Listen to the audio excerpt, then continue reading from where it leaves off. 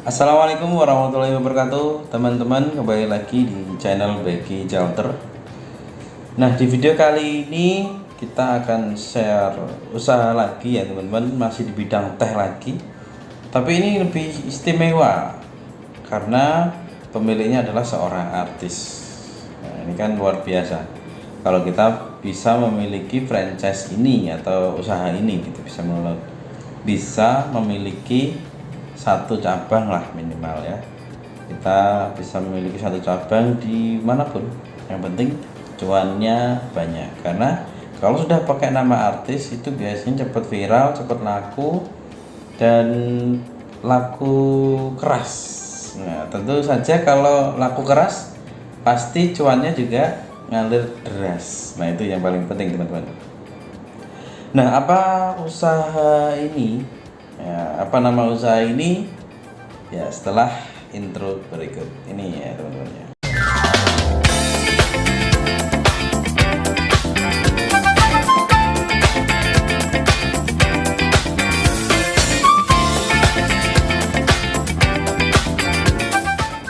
Nah teman-teman, nama usahanya adalah Es Teh Indonesia.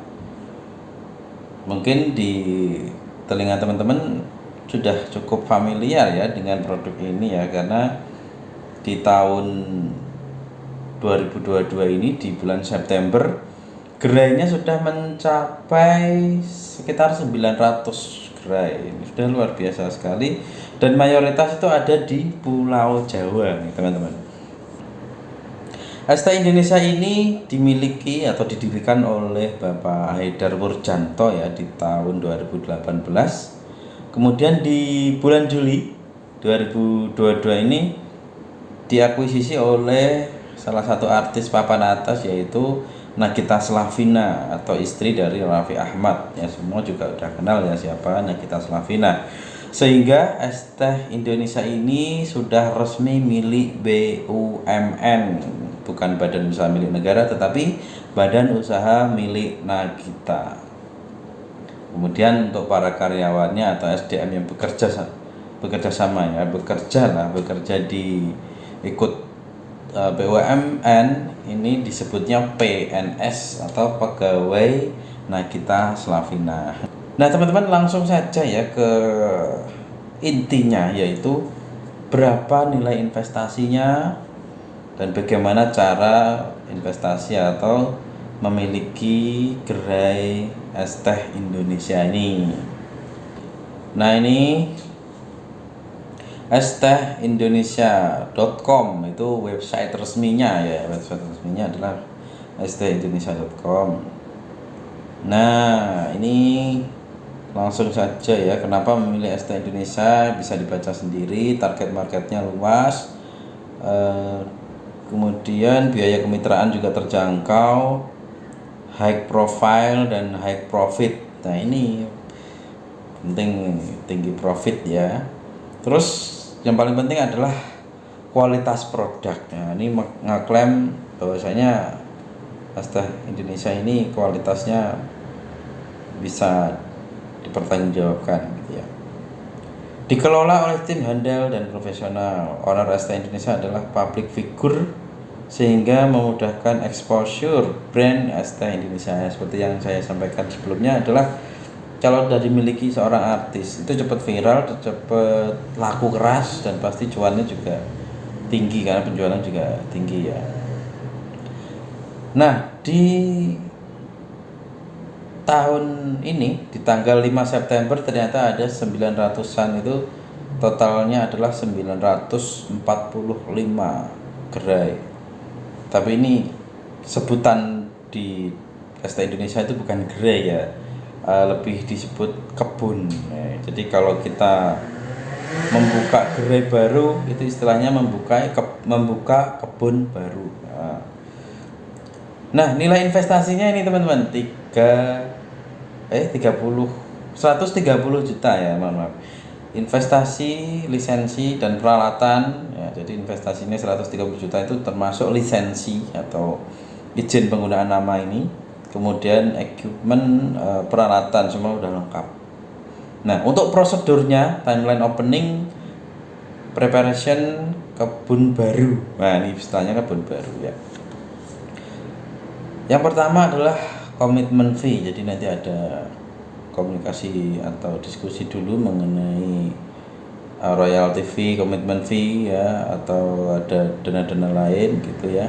Termasuk semua biaya totalnya, mungkin juga biasanya tuh survei lokasi mau digerai mana. Jadi jarak antara gerai dengan gerai yang lain atau kebun satu dengan yang lainnya tidak terlalu berdekatan agar menjadi persaingan yang sehat gitu ya teman-teman. Jadi tidak saling mendominasi atau saling serang istilahnya, itu akan diperhitungkan.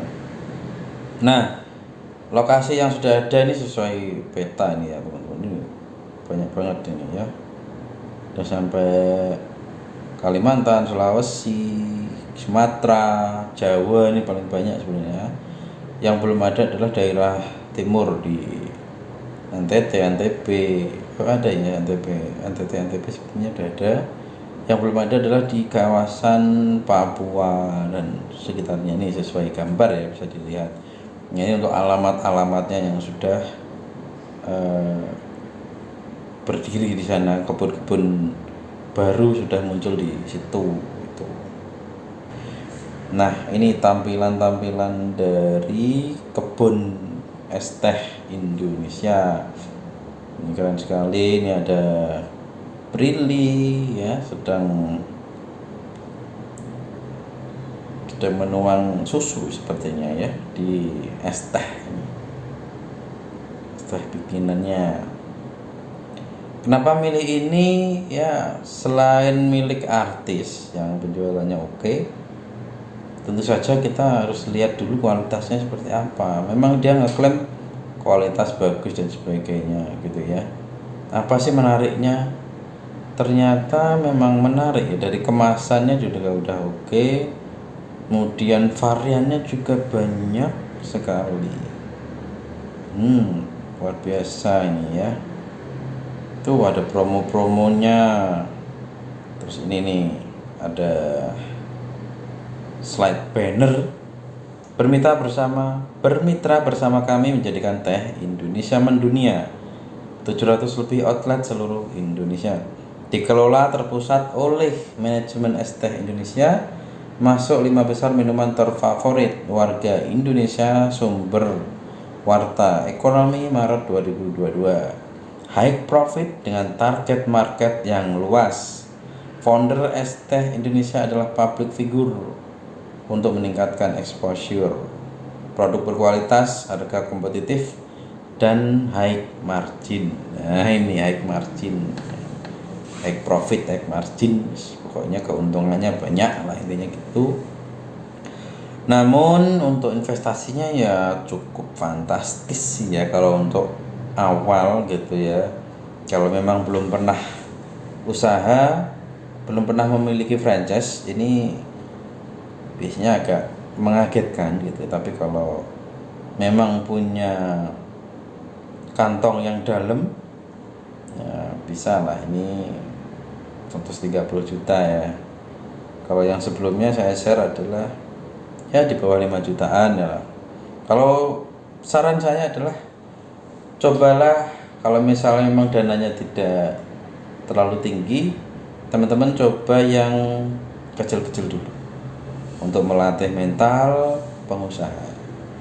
Karena jadi pengusaha itu memang butuh mental yang kuat gitu. Jadi memang harus tahan banting ya, jadi pengusaha itu nggak boleh cepat melempem, cepat putus asa, cepat puas, dan cepat kecewa, ya baperan gitu ya.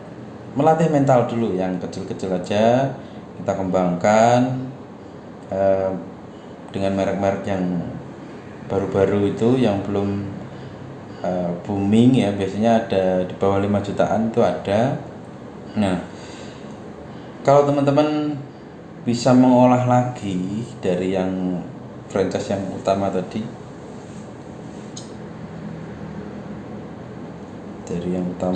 misalnya pertama kali tadi kan 5 juta ya, misalnya 5 juta ke bawah gitu, teman-teman pelajari.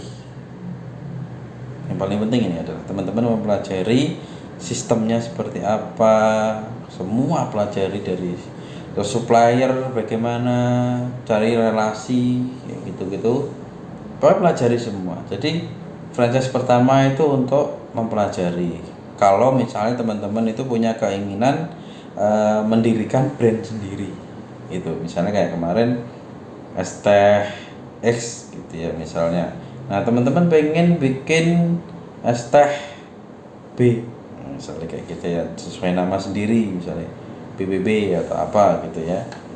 Nah itu kan teman-teman masih awam banget atau belum tahu sama sekali ya, misalnya franchise yang murah-murah dulu, kemudian pelajari semuanya, diamati, tiru, modifikasi kayak gitu, ATM lah ya, amati, tiru, modifikasi. Tetapi jika teman-teman memang berat ya, maksudnya untuk memodifikasi ini butuh pemikiran yang harus cerdas gitu ya, memang nggak main-main kalau untuk memodifikasi itu, karena harus lebih bagus dari yang sudah ada gitu, butuh analisa dan pertimbangan yang sangat banyak gitu ya, yang harus diteliti dan ya banyak yang diperhitungkan lah, intinya seperti itu. Nah teman-teman bisa ATP atau amati, tiru, plek, intinya ya samain aja persis seperti itu, jangan ada modifikasi. Ya cukup modifikasinya ya nama brand, tentunya ya nama brand diganti dengan nama kita ya, nama sesuai keinginan kita gitu ya. Desainnya kalau nggak bisa desain, banyak kok desainer-desainer freelance itu yang bisa kita bayar antara 50.000 sampai 200.000, itu banyak sekali. Oke teman-teman, menurut saya itu aja ya, karena nggak usah terlalu panjang. Yang penting adalah action. Percuma kalau ada banyak peluang kalau kita tidak bisa memanfaatkan untuk mengambil kesempatan itu gitu. Kesempatan ini banyak, ini akan percuma kalau kita tidak mengambil satu kesempatan pun untuk kita gunakan.